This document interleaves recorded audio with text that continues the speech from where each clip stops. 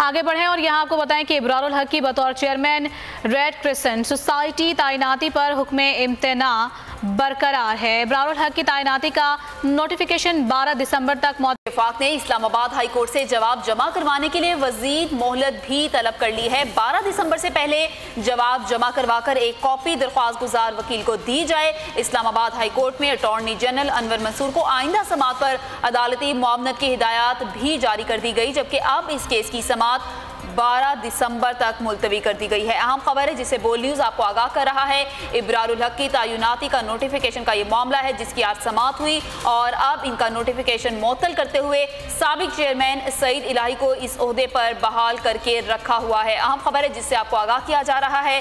इब्रारुल हक की बतौर चेयरमैन रेड क्रिसेंट सोसाइटी में तैनाती मुअत्तल रहेगी। अदालत की जानिब से ये रिमार्क्स दिए गए और ये भी कहा गया है कि तैनाती का नोटिफिकेशन अब 12 दिसंबर तक मुअत्तल रहेगा।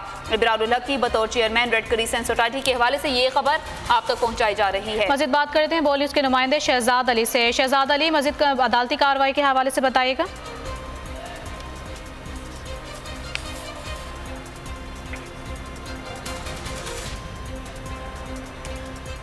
अहम खबर है जिससे आपको आगाह करें हैं। रेड क्रिसेंट सोसाइटी में बतौर चेयरमैन इब्रारुल हक की तैनाती मुअत्तल रहेगी। अदालत की जानिब से ये वाज़ेह कर दिया गया है। तैनाती का नोटिफिकेशन 12 दिसंबर तक मुअत्तल रहेगा। इस्लामाबाद हाई कोर्ट की जानिब से ये कहा गया है।